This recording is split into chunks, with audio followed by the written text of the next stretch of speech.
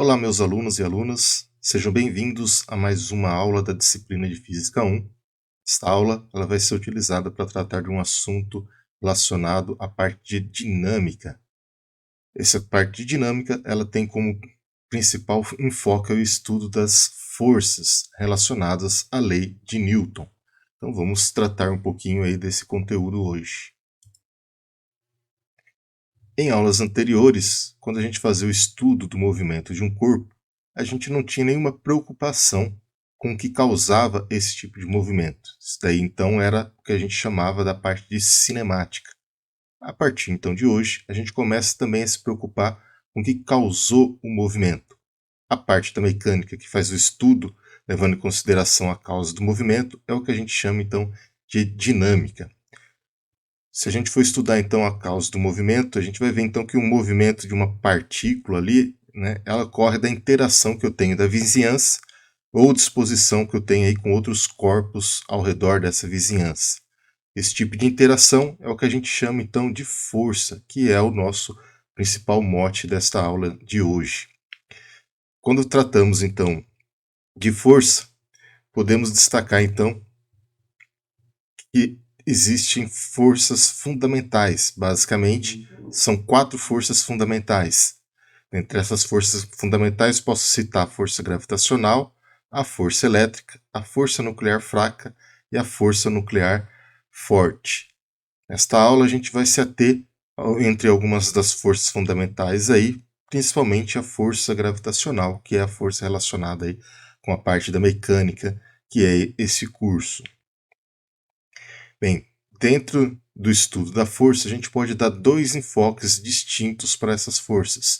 Eu posso dar um enfoque com base nos seus efeitos e também um enfoque baseado nas características ou na origem dessas forças. Para iniciar aqui essa aula, a gente vai então começar com os efeitos da força. Toda vez então que a gente está tratando de força, a gente não pode esquecer de citar um dos principais pesquisadores aí que estudaram, né, esse assunto, que é o Sir Isaac Newton. Né? Sir Isaac Newton então, foi um físico aí que teve uma grande contribuição aí para o estudo da força e, inclusive, ele elaborou aí 3 leis fundamentais de força que a gente utiliza até hoje. Dentre essas leis, a gente começa então citando a primeira lei, né, de Newton, que é o que a gente chama então de lei da inércia, que ela diz para a gente o seguinte: em um sistema de referência inercial, um corpo manterá seu estado, movimento ou repouso se nenhuma força for aplicada a ele. Basicamente, o que essa lei quer dizer é que um corpo ele tenderá a ficar em movimento se eu não tiver nenhuma força aplicada sobre ele, ou então esse corpo ele permanecerá em repouso se eu não aplicar nenhuma força em cima dele. Eu posso então exemplificar essa primeira lei de Newton justamente utilizando um exemplo bem clássico aqui, que é quando eu tenho aí, né, pessoas dentro de um veículo.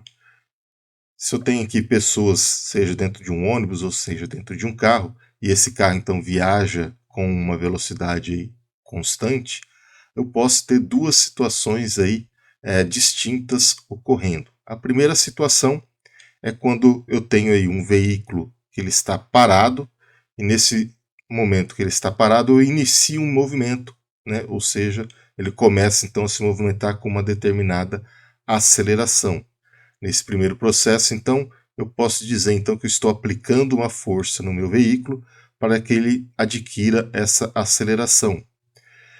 Bem, no primeiro momento a gente vai observar que somente os veículos aí, eles vão entrar em movimento e as pessoas que estão dentro dela, os objetos que estão dentro desse veículo, eles vão permanecer parados, ou seja, a tendência das pessoas que estão ali dentro do veículo é que eles fiquem parados e somente o veículo se movimente.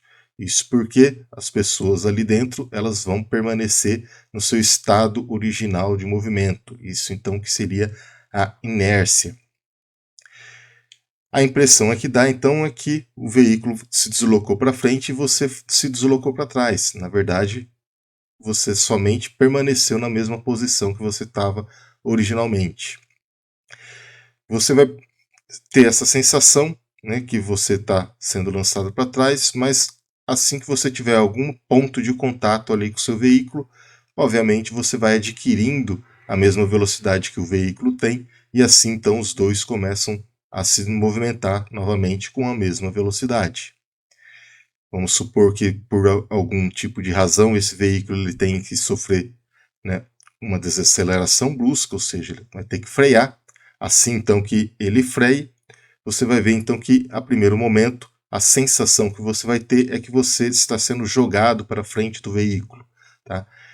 Isso então de novo está relacionado com a primeira lei de Newton, que é a lei da inércia, ou seja, a ação da desaceleração ou a força aplicada ela está atuando somente nos veículos e não sobre os objetos que estão dentro dele. Isso faz então com que o que estiver dentro ali do ônibus ou do carro seja lançado para frente, ou seja, ele continue com a velocidade que tinha antes, continue com o movimento que ele estava tendo anteriormente.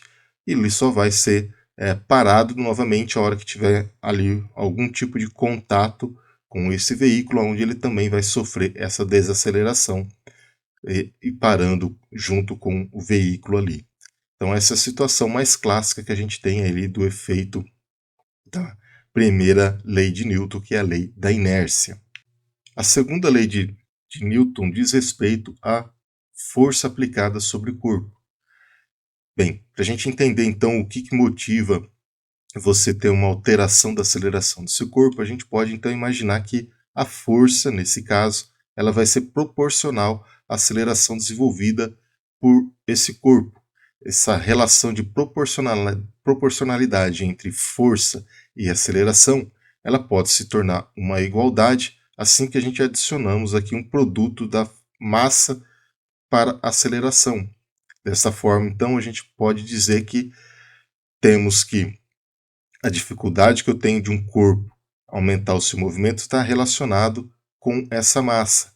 Assim, a força pode ser descrita como uma grandeza vetorial que é igual ao produto da massa pela aceleração.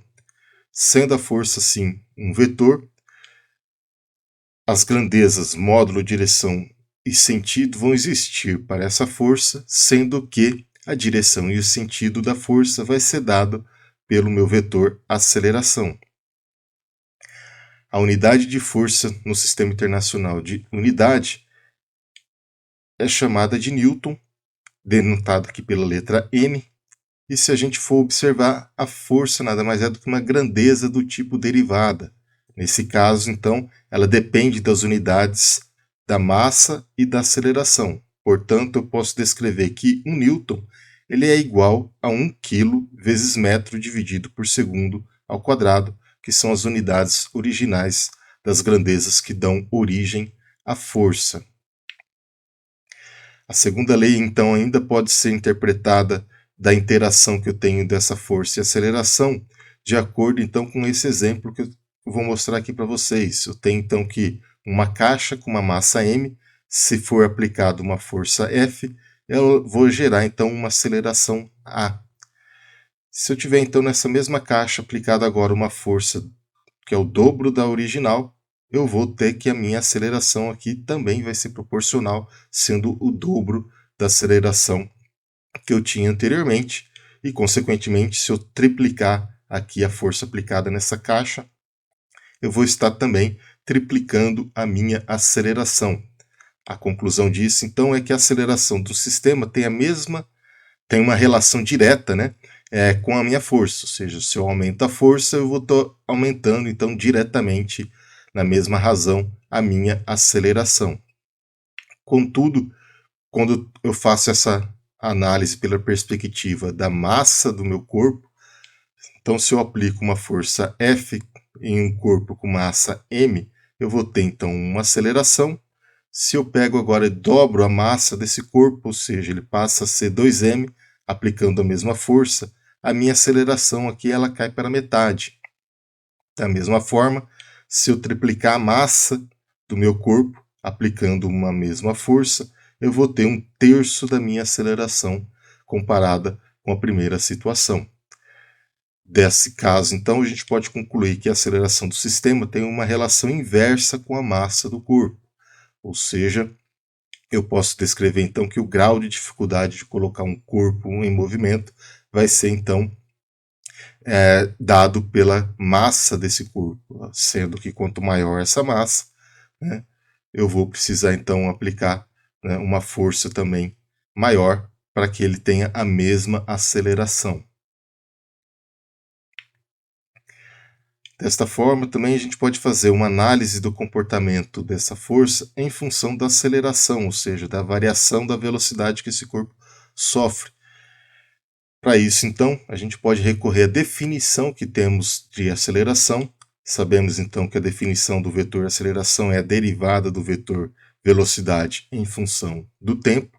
Dessa forma, eu posso escrever agora a definição da segunda lei de Newton em função da derivada da velocidade em função do tempo. Portanto, a força fica massa vezes a derivada da velocidade em função do tempo, que é a definição de aceleração. Nesse caso aqui, como eu tenho que a minha massa ela não tem uma dependência com o tempo, eu posso colocar ela dentro da minha derivada e não vou estar alterando em nada essa relação. E eu tenho então que a derivada de mv sobre ΔT vai ser então a minha força. Dessa forma, então, eu consigo descrever a minha força dependente aí de uma variação de velocidade. O termo que ficou entre parênteses lá, que é massa vezes o vetor velocidade, é a que a gente costuma chamar na física de quantidade de movimento linear de uma partícula, também chamado de momento linear ou simplesmente de momentum linear, que vem do latim ali. Dessa forma, então, esse momento linear, que é denotado pela letra P minúscula, tá? Ela vai ser também um vetor, e eu vou descrever, então, esse momento linear igual a massa vezes o vetor velocidade.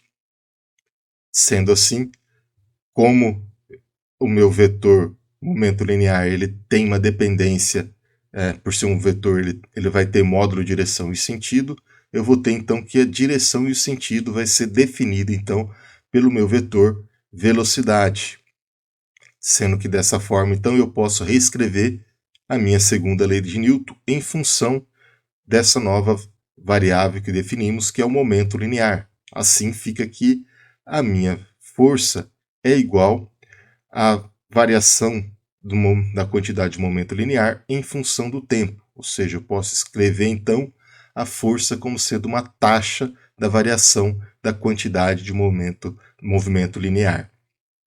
Esta relação foi a verdadeira relação a qual Newton chegou para descrever o conceito de força primeiramente. Né? A partir então desta relação é que a gente chegou na relação utilizada mais frequentemente hoje, que é massa vezes aceleração.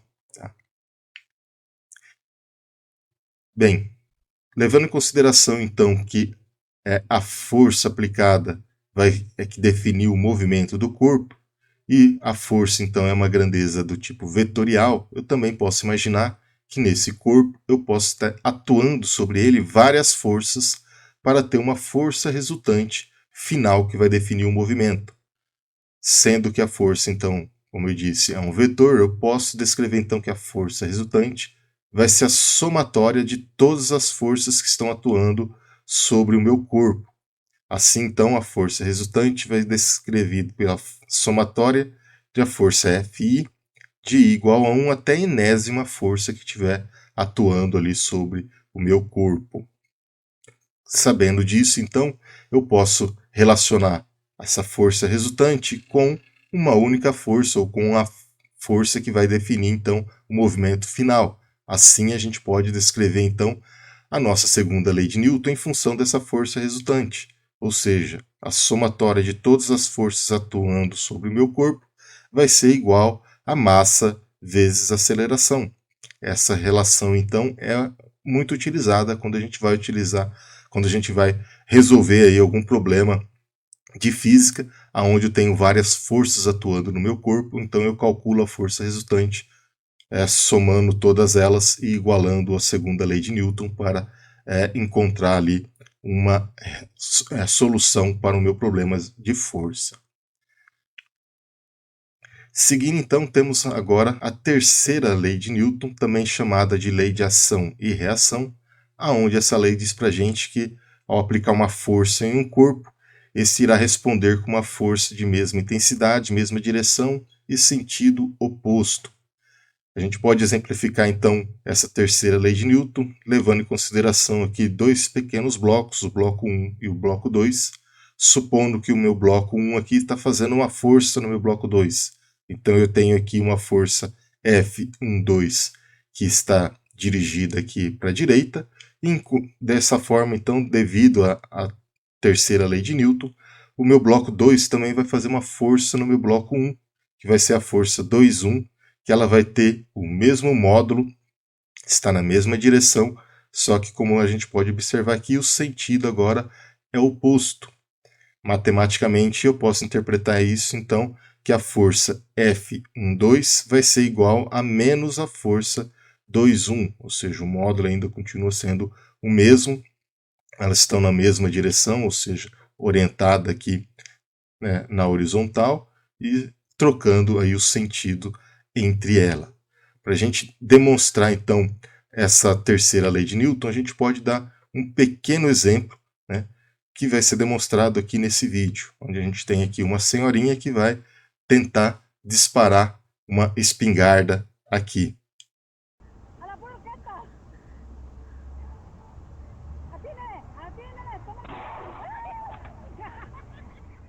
Então, como foi possível observar ali, quando essa senhora então ela efetua o disparo ali da espingarda, ela vai estar lançando um projétil, ao mesmo tempo, né, devido à ação e reação, a espingarda vai ser lançada para trás.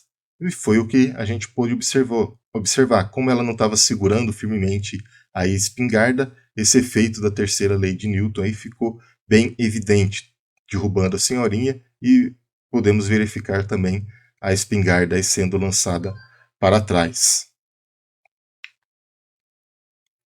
Passamos a estudar então agora as origens da força. Daqui em diante então a gente vai citar aí alguns tipos de força que podem surgir, especificando algumas delas que vão ser importantes para o nosso curso, outras vão ser só a título aí de curiosidade a primeiro momento.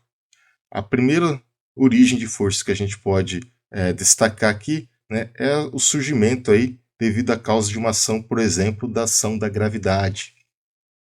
Nesse caso, então, a gente tem o que a gente chama de força gravitacional. A força gravitacional ela é definida para a gente em função de uma constante, conhecida como constante gravitacional. Ela é denotada aqui pela letra G, que vale 6,67 vezes 10 a menos 11 metros ao cubo, dividido por segundo ao quadrado, vezes quilo. Essa constante gravitacional, então, ela vai ser multiplicada pela massa de dois corpos que estão interagindo para surgir essa força, dividido pelo inverso do quadrado da distância que separa esses dois blocos, ou seja, a massa m1 e a massa m2 aqui. Como a força é uma grandeza vetorial, eu estou dividindo aqui, né, pelo deslocamento, mas eu não posso descrever esse deslocamento como um vetor. Eu adiciono aqui então um versor R que vai definir para a gente aí a direção e o sentido dessa minha força, que vai ser de acordo então com o vetor deslocamento. Nesse caso, então, a gente define aqui agora uma relação matemática associada então à força gravitacional. A gente pode entender fisicamente essa força gravitacional devido à interação, né, entre esses dois corpos por uma deformação no que a gente chama ali de campo gravitacional. Eu posso imaginar que esse campo gravitacional fosse como um pequeno colchão, aonde então a hora que eu coloco um corpo nesse colchão, né, devido à sua massa, ele vai produzir uma deformação, né, ao longo desse colchão. Se eu tiver então uma segunda partícula aqui próxima a ele, também provocando uma deformação, dependendo então dessa deformação provocada, no colchão eu vou observar então que essa partícula menor aqui, de massa menor, vai acabar sendo atraída aqui pela partícula de massa maior. Ou seja, eu posso então interpretar que o colchão seria o equivalente então ao nosso campo gravitacional sendo deformado ali pela massa. E essa força então de atração entre eles surge então em função ali dessa deformação do espaço gravitacional. Bem, como a gente pode observar aqui nesse diagrama, né, obviamente eu tenho aí um raio de interação dessa força, ou seja, essa força aqui ela vai ser tão maior quanto mais próximo eu tiver aqui com a segunda partícula, né, com o segundo corpo, nas proximidades dessa deformação aqui.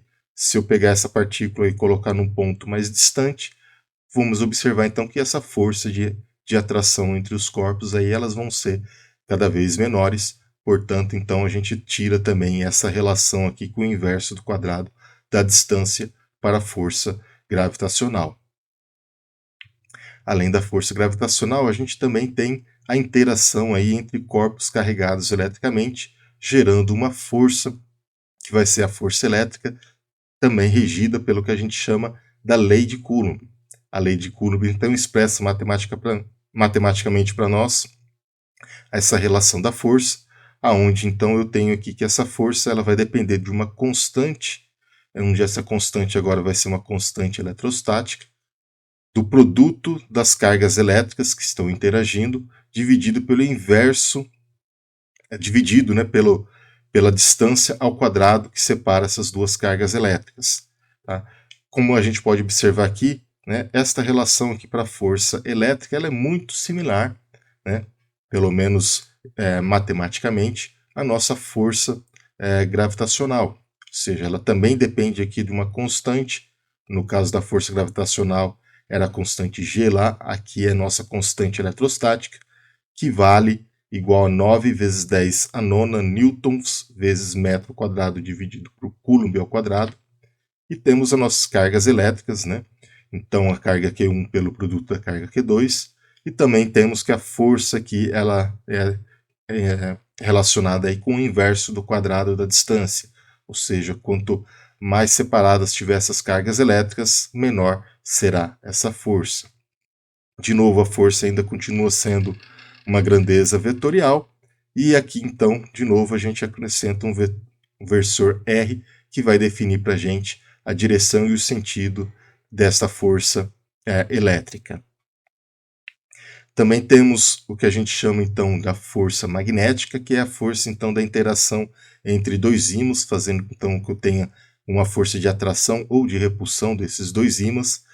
Nesse caso, essa força magnética ela vai ser dada por essa relação aqui, que não é muito o nosso enfoque aqui dessa aula, mas só para vocês saberem, onde eu tenho então aqui dependente de uma constante, μ0, que seria uma constante magnética, né, permeabilidade magnética, μ0 vale então 1,26 vezes 10 a sexta Henry por metro, que vai ser também multiplicado aqui pela variável μ, que nesse caso aí vai ser o que a gente chama de momento magnético de dipolo de cada ímã, dividido aqui pela distância que separa esses ímãs, então, elevado à quarta. Nesse caso, então, a gente pode observar que essa força magnética aqui, né, ela já tem uma interação aqui de curto alcance, uma vez aqui que ela depende aqui com o inverso de R a quarta, né, ou seja, quanto maior a separação que eu tiver ali, mais rapidamente cai a intensidade dessa força. Tanto a força elétrica como a força magnética, a gente pode ter que essa força ela pode ser do tipo atrativa ou do tipo repulsiva. No entanto, quando a gente está falando de força gravitacional, a força gravitacional ela vai ser somente do tipo atrativa, ela não existe força repulsiva no caso da força gravitacional. Um outro tipo de força bastante comum, e será também muito abordada nesse curso de Física 1, é o que a gente chama de força elástica. Para a gente entender, então, o que seria essa força elástica, a gente vai adotar um pequeno exemplo de um bloco que ele está, então, ligado aí a uma mola. Temos, então, aqui essa molinha ligada, uma extremidade dela a um bloco e a outra extremidade ligada aí a uma parede, uma superfície rígida. Quando eu pego então esse meu bloquinho aqui e estico ele junto com a minha mola, né? A gente vai observar então que para fazer esse procedimento, tirar ele de uma posição 0 para uma posição x igual a 1 aqui, eu vou ter que aplicar uma força. Ao mesmo tempo que eu estou aplicando essa força, eu sinto então uma resistência a esse movimento que eu estou fazendo, o que implica então que tem uma força contrária à força que eu estou fazendo para esticar aqui esse conjunto massa-mola. Essa força então contrária à força que eu estou aplicando é chamada então de força restauradora, e ela é regida então pela relação que é dada por uma constante K, que é definida aí por propriedades intrínsecas do material que constitui a minha mola, multiplicado pelo deslocamento sofrido ali por esse bloco, né? Ou seja, o quanto que a minha mola esticou. Essa relação matemática aqui é conhecida como lei de Hooke, que foi o primeiro, então, a descrever esse tipo de comportamento para sistemas massa-mola.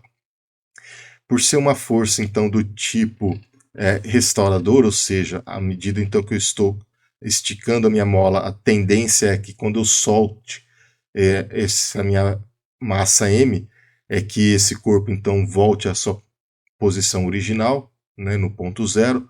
Essa força então é do tipo negativa, ou seja, contrária. Por isso então que eu adiciono aqui um sinal negativo a essa força.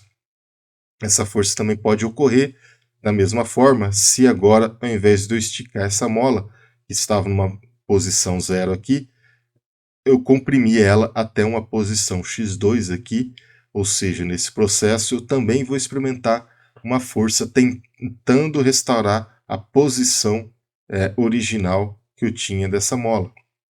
Portanto, também essa força vai ser contrária ao meu movimento, assim então esse negativo sempre vai estar explicitando para nós que a força é contrária à força que eu estou aplicando para produzir o movimento, no caso aqui do bloco ligado a uma mola.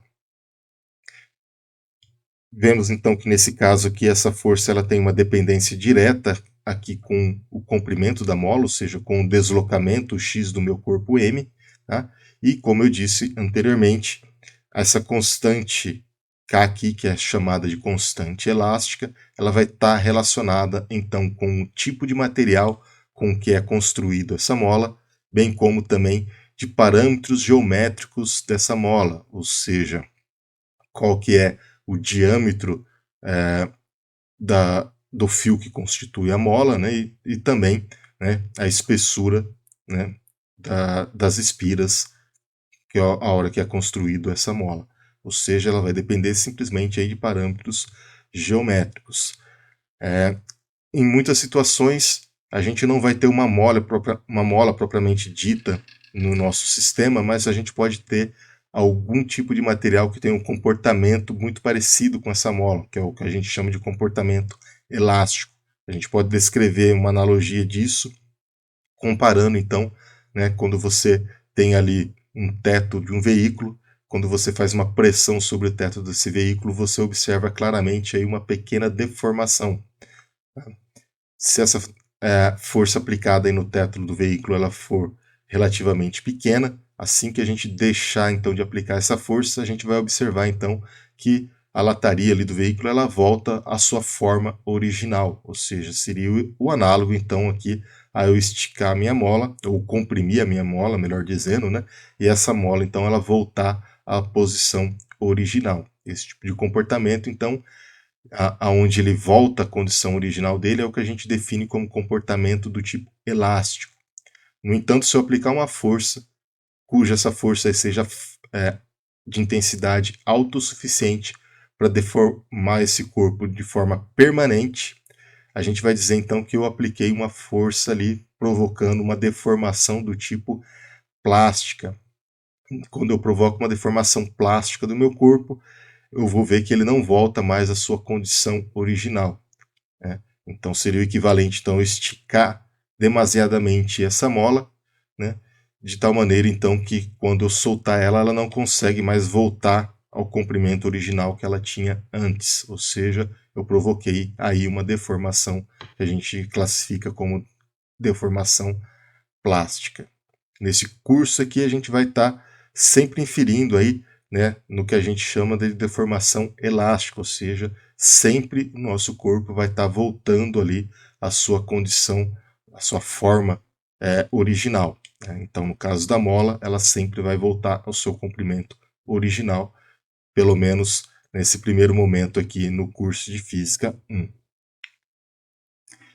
Para a gente continuar ainda estudando aí outras forças que atuam aí com frequência na física, é preciso então a gente fazer uma pequena distinção aí entre conceitos que são utilizados muitas vezes de forma errônea. Para isso, então, a gente vai explicitar aqui a diferença do que a gente chama de peso e o que é massa. Começamos então com o peso.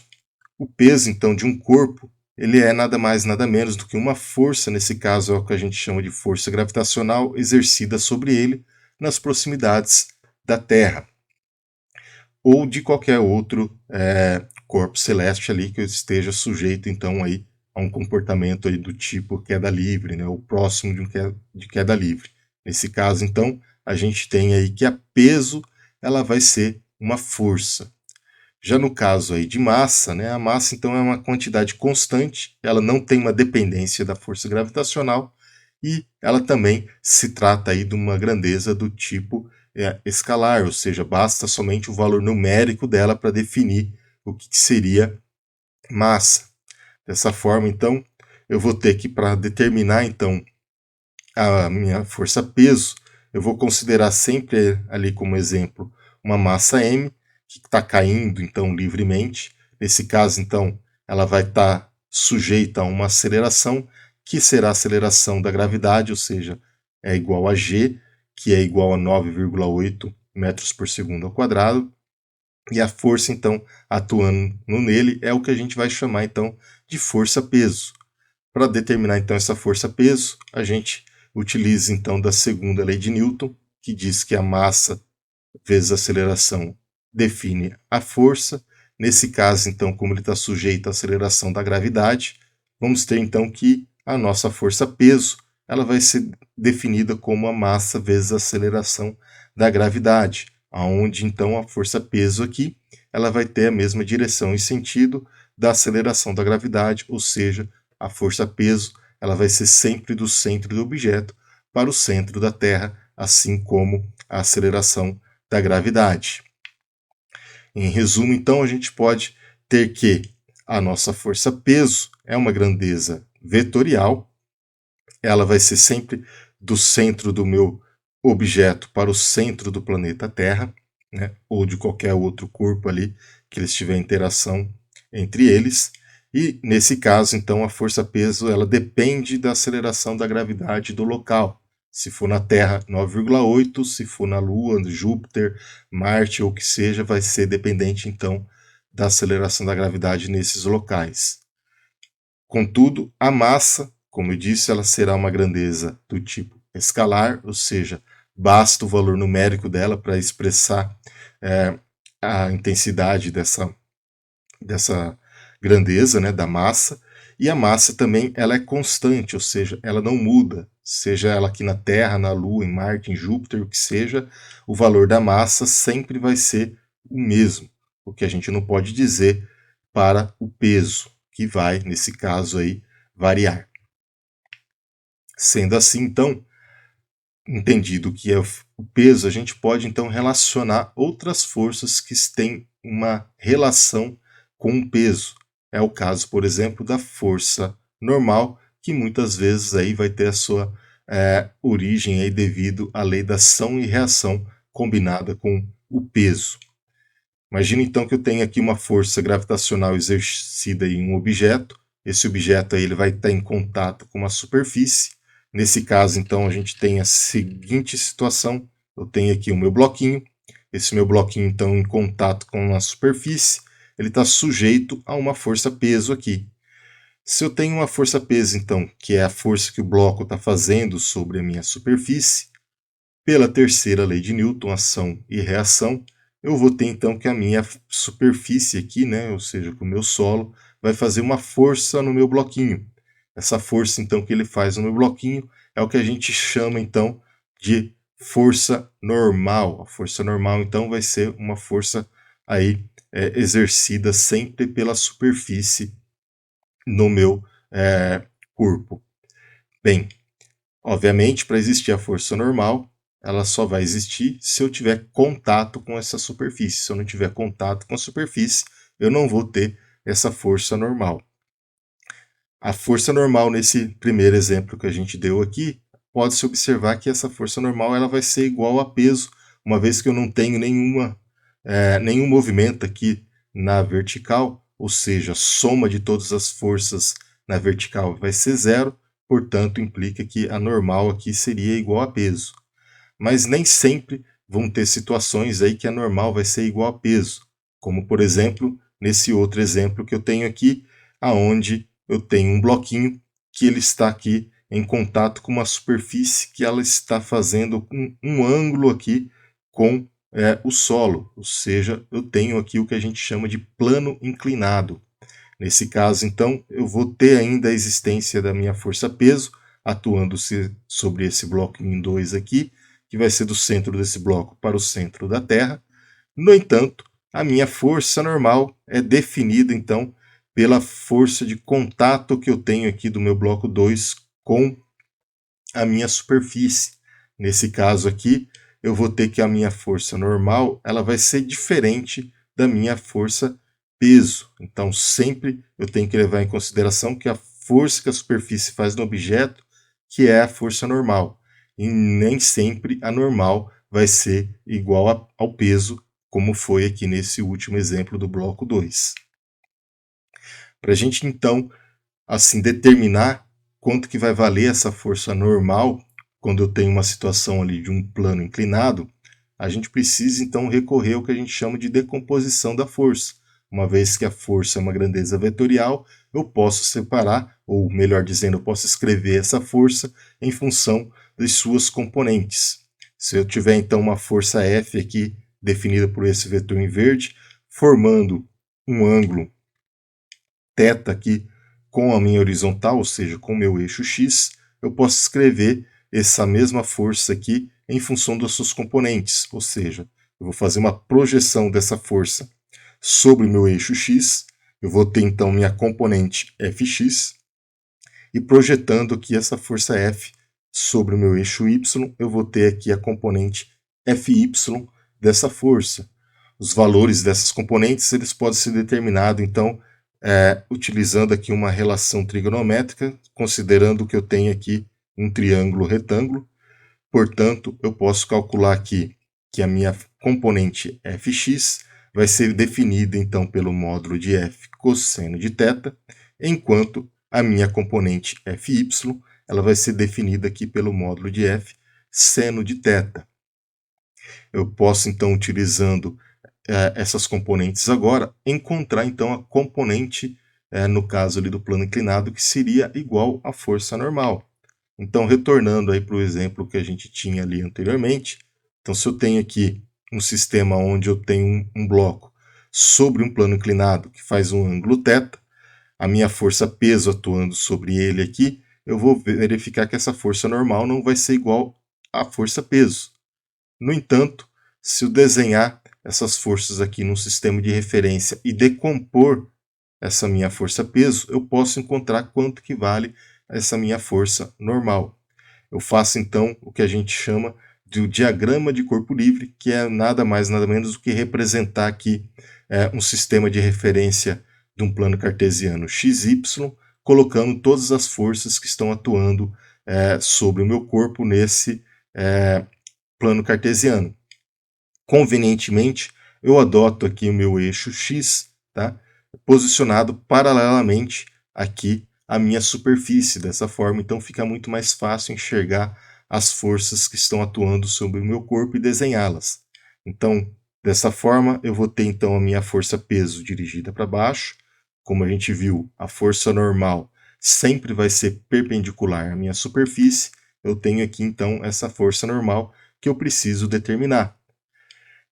Para encontrar essa força normal, eu preciso separar então as componentes da minha força peso, ou seja, eu preciso encontrar aqui a componente peso em Y e a componente peso WX, sendo então que nesse caso a minha força normal ela vai se relacionar com a componente peso WY, né? E eu tenho então que a normal aí ela tem que ser igual à minha componente WY para que eu determine aí essa força que a superfície faz no meu bloco.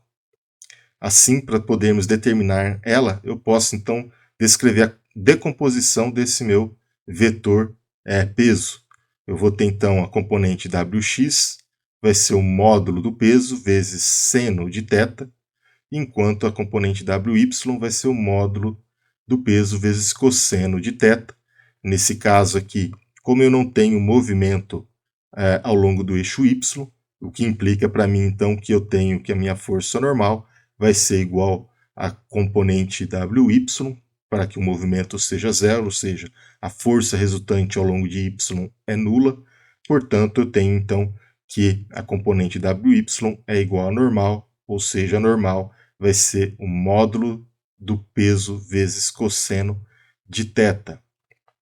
Para aqueles que ainda têm dúvida ali de quando vai utilizar sendo o cosseno na decomposição aí do meu vetor, você pode utilizar então a seguinte artifício ali. Toda vez então que você tiver que utilizar a componente que está com um ângulo, você vai utilizar o cosseno, ou seja, para calcular Wy, como eu tenho o θ aqui, ou seja, ela está com um ângulo, eu utilizei o cosseno. Se ela tiver sem o ângulo, eu calculo então utilizando o seno. Então, a componente sem um ângulo, nesse caso aqui, foi definida ali por seno. Tá? É uma regra aí que você pode utilizar para facilitar aí e você não ter dúvida de qual relação trigonométrica você irá utilizar. Seguindo aqui, então, a gente pode dar um outro exemplo a qual a força normal ela não vai ser igual à força peso. Nesse caso aqui, eu tenho novamente o meu bloquinho que ele está em contato com a superfície na horizontal, que a primeiro momento, então, poderíamos imaginar que a normal seria igual a peso, mas para esse exemplo em particular, isso não se faz verdadeiro, uma vez que eu estou aplicando aqui uma força F agora, puxando esse meu bloquinho. Essa força F faz um ângulo θ aqui com a minha horizontal, portanto eu posso descrever que essa força F aqui ela vai ter duas componentes, uma na horizontal e a outra na vertical. E somente a componente na horizontal é que vai ser responsável por movimento. A componente da força F na vertical, ela vai se anular com todas as forças atuando aqui verticalmente nesse corpo, sendo igual a zero. Sendo assim, se eu fizer um diagrama de corpo livre, colocando de novo o meu eixo X aqui paralelo à minha superfície, eu vou desenhar então as forças que estão atuando nesse corpo, ou seja, eu tenho aqui o meu vetor F, eu vou ter então o meu força normal dirigida para cima aqui, ou seja, perpendicular à minha superfície, e vou ter também a minha força peso, que é do centro do objeto para o centro da Terra. Nesse caso aqui, a minha força F ela pode ser decomposta na sua componente Fx e na sua componente Fy. E como a gente pode ver aqui, ao longo do eixo Y, nós temos três forças atuando sobre ele. Como a força resultante aqui ao longo do eixo Y vai ser zero, uma vez que o meu bloquinho ele vai estar em contato constante com a superfície, podemos já imaginar que a força normal ela não vai ser igual à força peso para esse caso. Para calcular então quanto que vai valer essa força normal aqui, a gente então precisa calcular aqui as componentes da força Fx e Fy. Nesse caso aqui, Fx ele vai ser dado então pelo módulo de F cosseno de θ, enquanto Fy ele vai ser dado pelo módulo de F seno de θ. Assim, quando eu vou somar todas as forças que estão atuando aqui ao longo do meu eixo Y, eu vou ter a componente Fy dirigida para cima, mais o módulo da força normal dirigida para cima, menos a minha força peso, que seria para baixo. Como resultante, então, das forças aplicadas nesse corpo é igual a zero. Então, a soma então, da Fy mais a normal tem que ser igual a módulo da minha força peso. Nesse caso, isolando aqui a minha força normal, o módulo da normal então vai ser igual ao módulo da força peso menos a componente Fy, que nesse caso ela vale módulo de F seno de θ. Então, como a gente pode observar aqui, a minha força normal ela vai ser menor do que a minha força peso. Tá? Então, nesse caso, como a gente analisou aqui, a força normal não foi igual à força peso.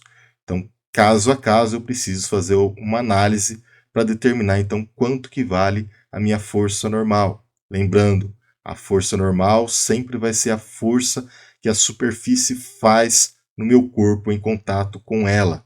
Nunca quer dizer que ela vai ser igual sempre à força peso. Ela pode ser igual a peso em certas condições, mas em outras ela não vai ser igual à força peso.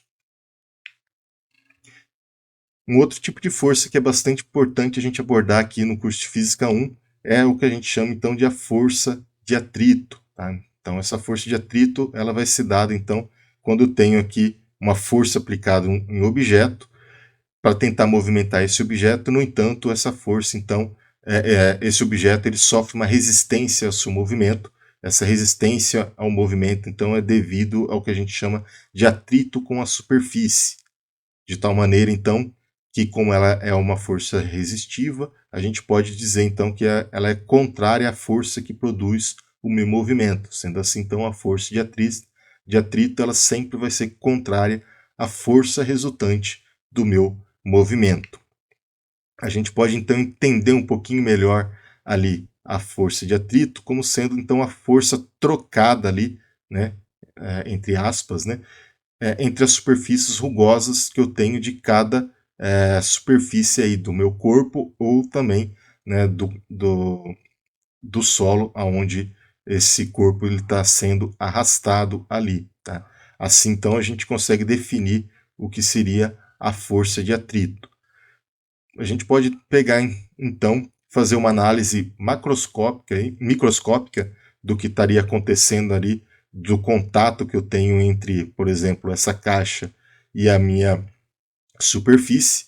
Né? Quando eu dou um zoom ali e faço uma análise microscópica, eu vou observar então que eu tenho aqui a superfície da minha caixa, a superfície do solo, e devido a essa rugosidade aqui então entre eles, eu vou ter uma dificuldade então a hora de movimentar essa caixa. Tá? Isso porque, né, ela vai ter ali um contato direto um com o outro, fazendo o equivalente a pequenas microsoldas ali, né, aonde então para romper essas pequenas soldas que eu tenho ali, eu preciso aplicar uma força, ou seja, eu tenho uma dificuldade para deslocamento dessa caixa sobre essa superfície.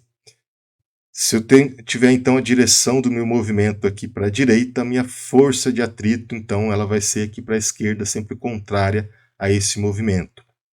Eu posso ter o atrito, ou seja, a força de atrito atuando no corpo, mesmo que eu não tenha um movimento, mas que eu esteja então na iminência do meu movimento, ou seja, simplesmente na tentativa ali de empurrar a caixa e colocar ela em movimento, eu vou estar então tendo aí uma resistência a esse movimento devido a uma força de atrito, ou seja, é por isso então que quando eu estou mesmo aplicando uma força em um objeto e esse não está se movimentando, é porque a força de atrito ali ela está sendo igual à força que eu estou aplicando para tentar colocar esse objeto em movimento. Ou seja, a força de atrito vai estar existindo mesmo no movimento ou até mesmo na iminência desse movimento. Bem, assim então o corpo só vai se movimentar se a força que eu aplicar aqui ela vencer essa força de atrito no momento que o corpo está parado. Essa força de atrito, quando o corpo está parado é o que a gente chama então de força de atrito estática, e a gente denomina ela por Fe. Ou seja, eu tenho aí essa condição, né, essa força contrária à força que eu estou tentando fazer, colocando esse corpo em movimento.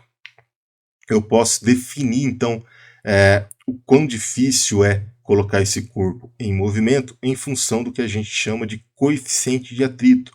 Esse coeficiente de atrito, então, ele vai expressar para nós, né, uma relação, então, da rugosidade, de uma certa forma, que eu tenho aqui entre os corpos em contato. Tá? Esse coeficiente de atrito ele pode ser calculado, então, pela força de atrito em razão da força normal aplicada sobre ele. Uma vez, então, que o coeficiente de atrito só vai existir devido a uma pressão exercida pela caixa sobre a superfície, então, nesse caso, ele vai depender, então, dessa reação que eu tenho da superfície sobre a caixa, ou seja, da força normal. Assim, então, se eu tentar empurrar uma caixa, né, a força de atrito ela vai existir até a iminência do meu movimento. Então, mesmo que eu não colocar essa caixa aqui em movimento, mas ela estiver próximo de entrar em movimento, o atrito sendo considerado nesse caso vai ser o atrito estático. E eu posso calcular então esse coeficiente de atrito pela razão entre a força de atrito e a minha força normal.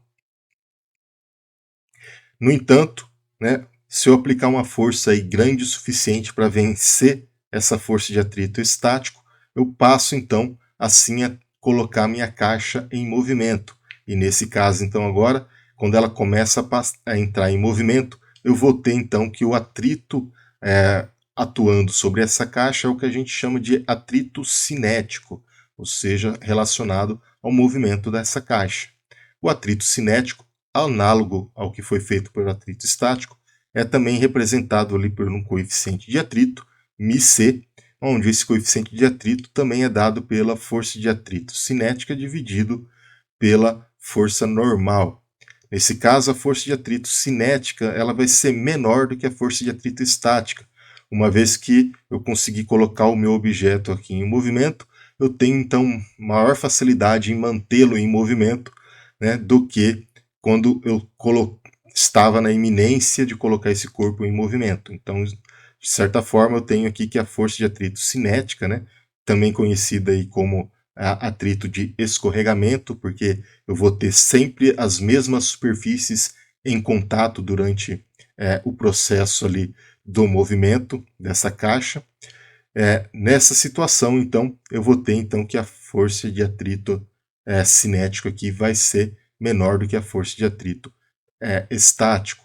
Portanto, das relações então que a gente descreveu entre coeficiente de atrito, eu vou ter que o coeficiente de atrito estático ele vai ser maior ou igual ao coeficiente de atrito cinético.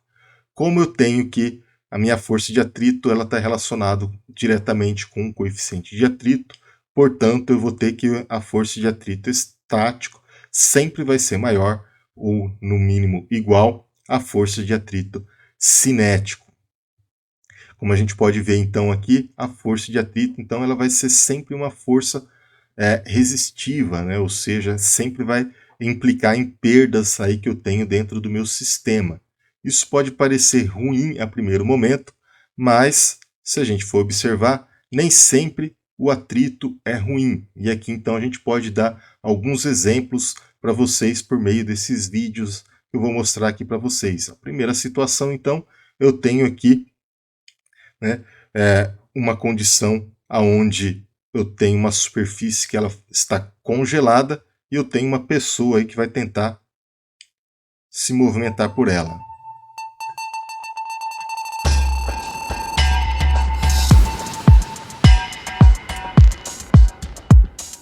Então, como a gente pode observar aqui no vídeo, né, esse senhor aí ele não consegue caminhar ou se manter aí com o controle do movimento, justamente por conta ali dessa superfície aqui, ela ter um atrito aí muito baixo, né, ou seja, seria o equivalente a não ter atrito nenhum. Dessa forma, então, ele não consegue caminhar nessa superfície sem o atrito. É por isso então que o atrito é importante para nós. Um outro vídeo aqui também deixa bem claro esse tipo de comportamento. Oh my God, dude, that party was so... Why would you take that rock?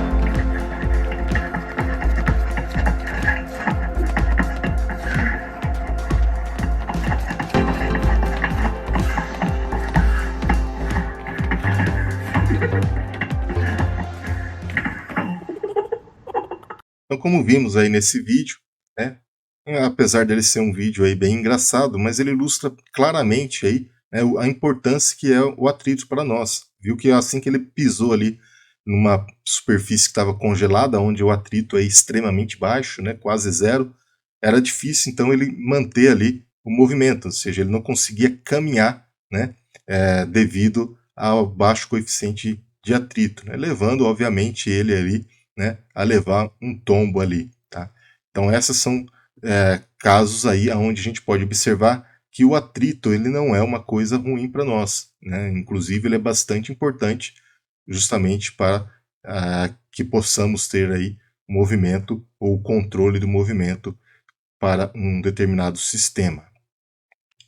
Bem, ainda a gente pode fazer análise da força de atrito em alguns casos, como por exemplo, quando a gente tem algum tipo de veículo que ele apresenta ali rodas, né?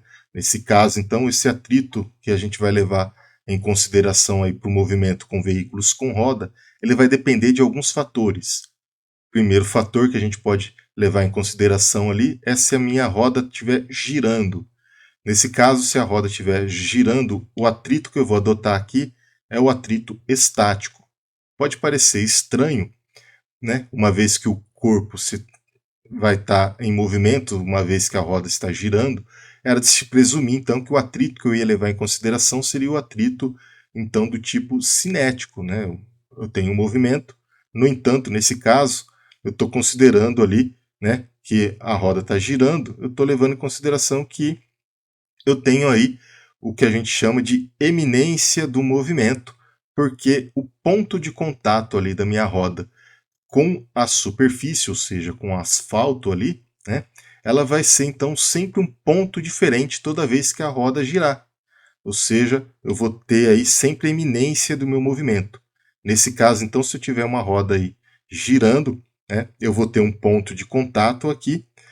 Assim, então, que ela estiver mudando, né, o seu segundo ponto de contato aqui ao longo do perímetro que eu tenho aqui do meu pneu, né, eu vou observar então que a força de atrito aqui vai ser definida como sendo uma força de atrito estática, né, uma vez que eu vou estar sempre na iminência do meu movimento, sempre vou estar trocando os pontos de contato aqui. Então, se eu tenho minha força atuando aqui para a esquerda, a minha força de atrito será atuando ali para a direita. Já na segunda situação que eu posso considerar, é o caso, por exemplo, que o meu veículo ali, ele, num processo de frenagem, ele travou as rodas e a roda, então, ela passa a se arrastar pela superfície. Nessa situação, então, o atrito considerado ele vai ser o atrito cinético, uma vez que eu vou ter sempre o mesmo ponto de contato com o meu asfalto, né? Ou seja, eu vou ter, né, um escorregamento ali, né, do meu pneu sobre o asfalto, ou seja, remete para a gente ao que a gente chama então de atrito cinético. Nesse caso, então, o atrito cinético aqui, se o meu veículo estivesse deslocando aqui para a direita, né, arrastando aqui com a roda travada, eu vou ter então que o atrito cinético ele vai ser para a esquerda. Nessas duas situações, então, a gente pode ver então que a intensidade da força de atrito ela vai mudar. Ou seja, se a minha roda estiver girando, eu vou ter a maior força de atrito atuando sobre ele, uma vez que é a força de atrito estático. E se eu tiver então ali a minha roda travando, se arrastando pelo solo, eu vou ter um menor coeficiente de atrito, que vai ser então o coeficiente de atrito cinético. Essas condições então da variação do tipo de atrito que eu vou estar atuando ali no meu veículo faz com que eu tenha diferença no processo de frenagem sobre ele. Ou seja, se eu estiver freando o meu veículo e eu conseguir travar as rodas dele, eu vou ter na pior condição possível de frenagem. Uma vez então que eu tenho um menor coeficiente de atrito, significa que eu vou ter, né, um arrasto maior, porque essa força agora ela tem menor intensidade. Se eu conseguir então manter essa roda aqui girando durante o processo de frenagem, eu vou ter atuando sobre ele a força de atrito estático, ou seja, de maior intensidade. Consequentemente, então, eu vou ter uma maior força de frenagem aí atuando sobre o meu veículo. Esse é o caso, por exemplo, da explicação de um processo de frenagem utilizado muito comumente nos carros mais atuais, que é o que a gente chama de ABS, que significa Anti-Lock Braking System. É um sistema mecânico eletrônico combinado ali, de tal forma que ele controle o processo de frenagem do seu veículo, evitando então o travamento das rodas. Dessa forma, então, ele garante que você vai estar, durante o processo de frenagem, com o maior coeficiente de atrito possível, ou seja, o coeficiente de atrito estático, favorecendo então ali uma desaceleração mais eficaz, ou seja, fazendo com que você pare o seu veículo em uma distância menor. Assim, então, a gente vai ter que para o processo de frenagem ali do seu veículo, assim que você aciona os seus freios, se ele tiver um sistema aqui ABS, vai fazer com que você pare em uma distância muito menor do que se você não tivesse ABS. Além disso, um outro fator importante do ABS é que ele permite que você ainda tenha a dirigibilidade do veículo, tá? Ou seja, mesmo você pisando aí com toda a força nos pedais do freio do veículo, tá? Você vai observar então que ainda você consegue manobrar esse carro, ou seja, você consegue direcionar ele, uma vez que as rodas elas não travam. Nos vídeos a seguir aqui fica bem claro esse tipo de comportamento aí relacionado ao freio ABS. Podemos observar que um carro com freio ABS ele vai ter uma distância percorrida de frenagem muito menor do que um carro sem ABS, que ao acionar os freios, trava as rodas e ele começa então a percorrer uma distância maior. Isso faz então com que um carro com freio ABS ele tenha um coeficiente de atrito maior, enquanto um carro sem ABS ele tem um coeficiente de atrito menor, porque ele trava a roda e faz então com que ele tenha uma distância percorrida maior. Já para o caso que eu tenha frenagem com freio ABS, eu também consigo ter a manobrabilidade do veículo, ou seja, eu não perco a direção desse veículo mesmo quando eu estou freando. Já para um carro sem ABS, se eu precisar frear e tentar esterçar o meu volante, o carro continua em linha reta, ou seja, eu perco a dirigibilidade desse veículo. A gente pode ver aqui a roda totalmente esterçada e o veículo seguindo ainda em linha reta. Passamos agora a analisar um método prático para a solução de problemas relacionados aí com força. Bem, quando a gente vai resolver problemas aqui envolvendo força, diferente do que ocorria lá no caso da cinemática, que você tinha equações pré-definidas para solucionar o problema, bastava então você isolar a variável que você tinha interesse ali de encontrar para aquele problema e solucioná-lo. No caso aqui da dinâmica, eu não tenho uma equação pré-definida para a solução desse problema.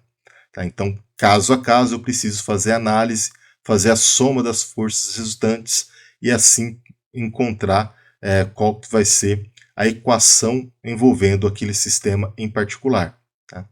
Então, dessa forma, o objetivo nosso agora é descrever uma metodologia que permita a gente entender ali como resolver os problemas que tenha forças envolvidas, e nesse caso, então, eu vou utilizar como exemplo um plano inclinado, onde eu tenho aqui um bloquinho A, que está ligado por um fio a um bloquinho B, aonde esse fio passa aqui por uma polia, né, aonde essa polia aqui ela tem, né, um comportamento ali que tem um atrito desprezível. Nesse caso, eu vou considerar somente o atrito entre o meu bloquinho A e a minha superfície. Então, nesse caso, considerando que ele vai estar em movimento, o atrito vai ser do tipo cinético, ali relacionado ao meu plano inclinado. E, obviamente, o meu bloco B aqui, como ele não tem contato nenhum com a superfície aqui, eu não tenho força de atrito nenhuma atuando sobre ele. Nesse caso, então, a gente precisa resolver esse problema definindo, então, qual que é o sentido do movimento para esse sistema. Tá? Bem, e definido esse sentido do movimento, eu posso, primeiramente, calcular a aceleração, que a partir da aceleração eu posso determinar as demais variáveis aí do meu movimento, como velocidade e também a posição.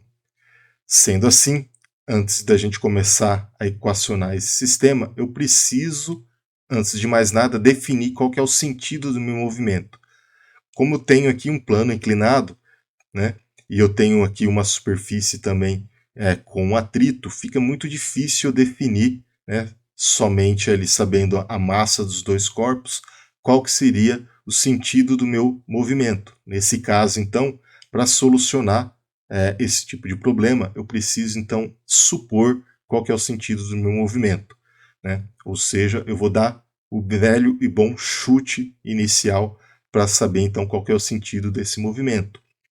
Esse sentido, então, ele pode estar correto ou errado. Eu só vou saber, então, se o sentido que eu adotei aqui está correto ou errado no final do problema, a hora que eu encontrar a minha aceleração.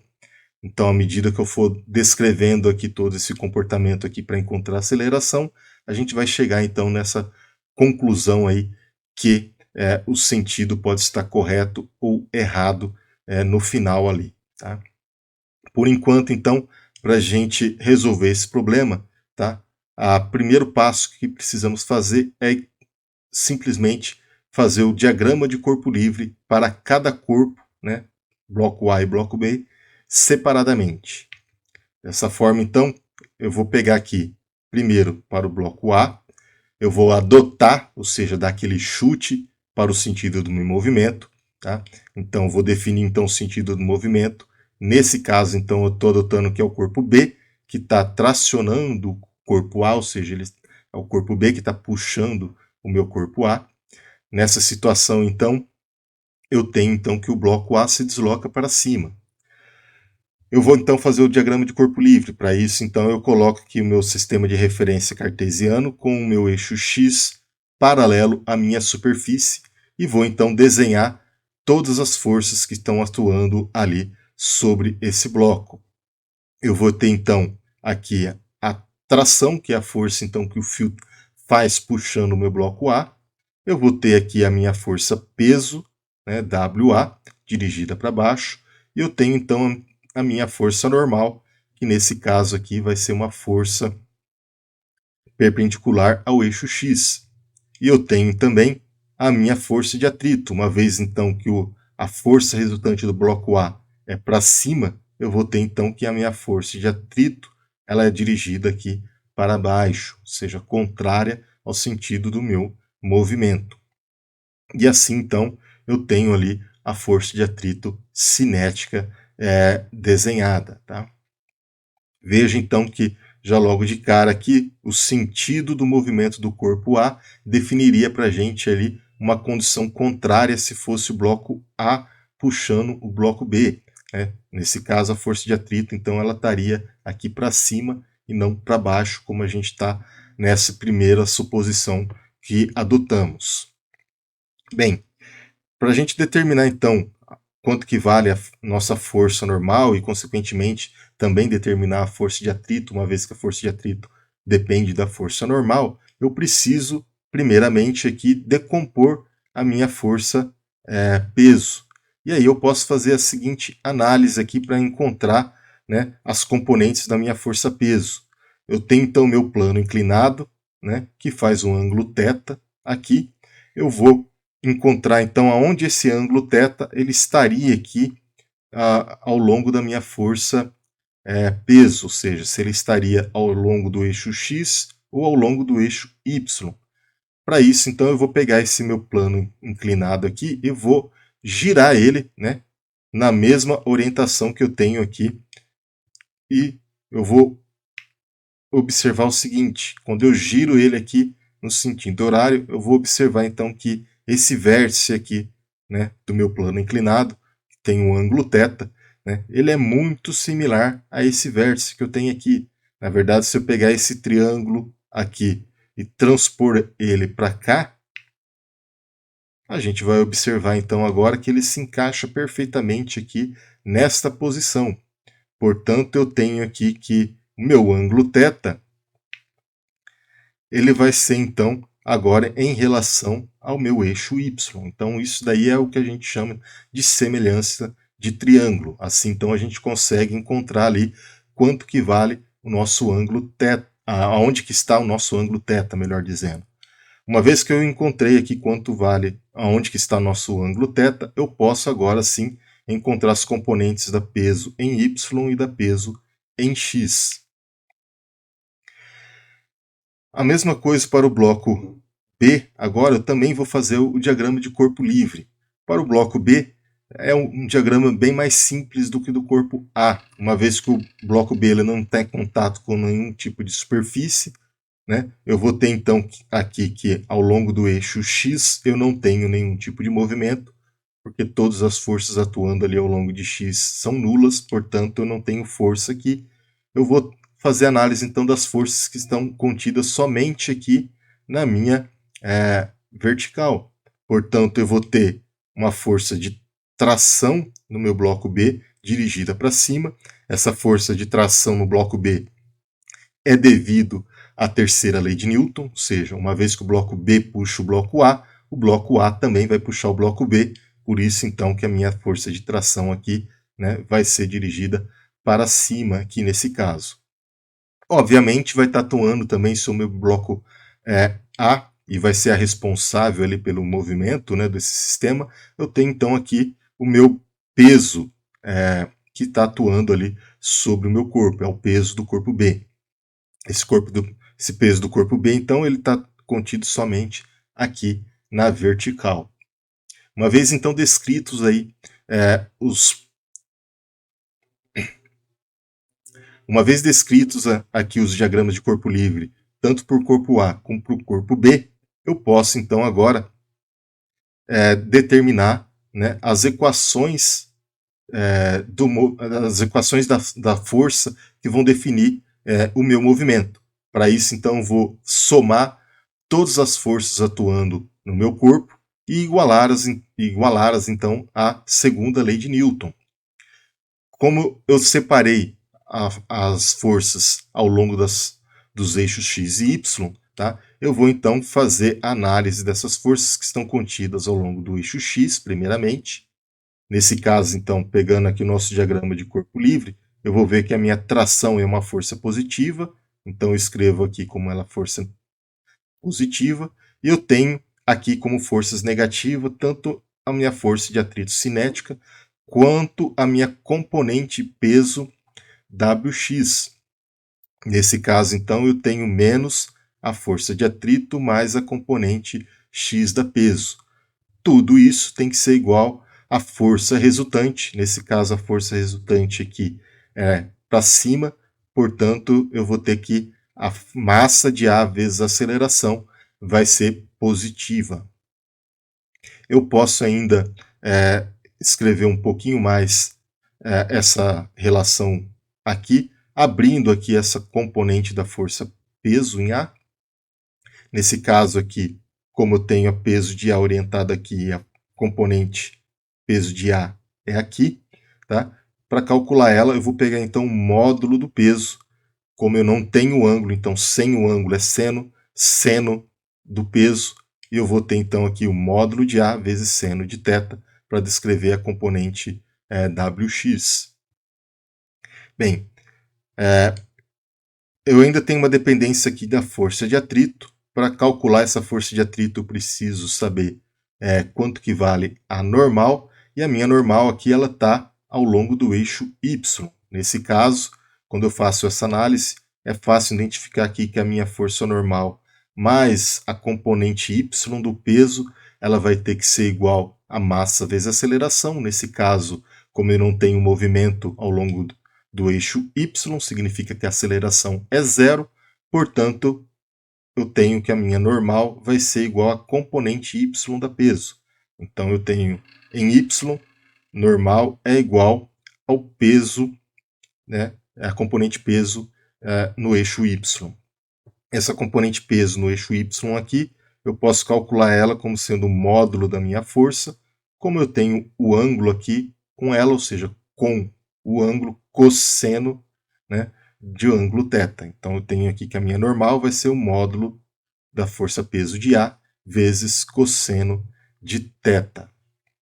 Uma vez agora então que eu sei quanto que vale essa força normal, eu posso determinar então agora a minha força de atrito cinética, que ela é dada então pelo coeficiente de atrito vezes a minha normal. Nesse caso, coeficiente de atrito é igual vezes a normal é igual a componente peso em y, que nesse caso é o módulo de A vezes cosseno de θ. Então aqui eu já consegui encontrar quanto que vale a minha força de atrito cinética. Uma vez sabendo ela, eu posso substituir na equação que eu tenho do movimento, a equação das forças que eu tenho ao longo do eixo x, e nesse caso então era a tração menos a força de atrito mais o peso de A seno θ igual a MA. Nesse caso então a tração, eu troco aqui a força de atrito pelo atrito que a gente calculou aqui, né? μc peso de A cosseno θ, mais, né, WA seno θ, tudo isso é igual a massa vezes aceleração. Quando eu observo essa equação aqui, é uma equação que eu tenho duas incógnitas. Eu não sei quanto que vale a tração e eu não sei quanto que vale a aceleração. Nesse caso, então, eu não consigo resolver essa equação a primeiro momento. Eu vou chamá-la, então, de equação número 1 e vou tentar, então, encontrar uma outra equação de tal forma que tenha as mesmas variáveis aqui em comum para que eu possa dar continuidade à solução desse problema. Para isso, então, eu vou fazer agora análise das forças que vão estar atuando aqui no meu corpo B. Como a gente pôde verificar, só existem forças ao longo do eixo Y. Ao longo do eixo X eu não tenho nenhuma força atuando aqui no meu bloquinho B. Portanto, nesse caso, se eu fosse fazer a soma de todas as forças atuando no meu corpo, eu vou ter a tração, que é positiva, como a gente pode observar aqui, e eu vou ter a força peso de B, que é negativa, então menos, né, a peso de B. Nesse caso aqui, a soma dessas forças aqui, ela tem que ser igual, então, à força resultante atuando nesse corpo. A força resultante atuando nesse corpo aqui, ela vai ser dirigida para baixo e ela vai ser definida pela segunda lei de Newton, a massa B vezes a aceleração. Então, vai ser menos mB vezes a aceleração. Nesse caso aqui, eu multiplico tudo por menos 1 para deixar a nossa equação mais elegante. Então, eu vou ter o peso de B menos a tração é igual a massa de B vezes a aceleração. Essa equação aqui que eu estou chamando de equação número 2, eu também não consigo resolver ela, uma vez que eu também tenho duas incógnitas aqui, que é a tração e a aceleração. No entanto, se eu combinar a equação número 1 e a equação número 2, ambas têm tração e aceleração. E nesse processo, então, de combinação dessas duas equações, eu posso, então, eliminar uma das variáveis desconhecidas, como, por exemplo, a tração. Nesse caso, então, eu vou fazer a soma da equação número 1 com a equação número 2. Então, primeiro eu tenho aqui a minha equação número 1 e eu tenho a minha equação número 2. Ao somá-las, eu já posso observar que eu vou eliminar logo de cara a tração, ou seja, tração mais menos a tração vai ser igual a zero. Nesse caso, então, a hora que eu faço essa soma, eu vou ter, então, o peso de B menos o módulo do peso de A, multiplicado pelo coeficiente de atrito, vezes cosseno θ mais seno θ. Eu coloquei aqui o peso de A em evidência, porque eu tenho o peso de A aqui nesses dois termos, então já coloquei em evidência aqui. Da mesma forma, do lado esquerdo aqui da equação, como quando eu for somar MA MA vezes A, MB vezes A, eu tenho a aceleração em comum, eu coloco ela em evidência, eu tenho então que a aceleração multiplicado por MA mais MB. Nesse caso, como eu falei, uma das variáveis importantes da gente encontrar primeiramente é a aceleração. Então, eu posso isolar a aceleração aqui nesta equação e encontrar quanto que ela vai valer. Antes da gente prosseguir, obviamente, eu preciso saber quanto que vale, né, cada força-peso que eu tenho aí nesta relação. O peso de A vai ser dado pela massa de A vezes a aceleração da gravidade, e o peso de B vai ser a massa de B vezes a aceleração da gravidade. Portanto, né, reescrevendo aqui esta relação, eu vou ter MB vezes G menos MA vezes G, que multiplica o coeficiente de atrito cosseno θ mais seno θ, que é igual à massa que multiplica a soma de MA mais MB. Nesse caso, eu posso observar aqui que do lado esquerdo eu tenho a aceleração da gravidade comum a esses dois termos. Eu posso colocar a aceleração da gravidade em evidência e agora, então, simplesmente isolar a aceleração nesta relação aqui, chegando, então, à seguinte condição. A aceleração do meu sistema ela vai ser dada pela massa de B menos a massa de A, que multiplica o coeficiente de atrito vezes cosseno θ mais seno de θ, dividido pela soma da massa de A mais a massa de B, vezes a aceleração da gravidade. Então, nesse caso aqui, a gente teria então o valor da nossa aceleração, substituindo aí os valores de massa e do ângulo do plano inclinado. No entanto, como eu falei logo no início, a gente precisa verificar se o sentido do meu movimento está correto, porque senão o valor dessa aceleração aqui também estaria errado. O sentido do meu movimento só vai estar correto se o valor dessa aceleração aqui ela for um valor positivo.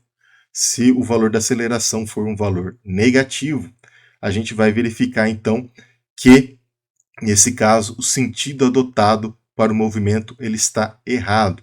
Portanto, toda essa expressão aqui que define para a gente a aceleração do meu sistema, ela também vai estar errada.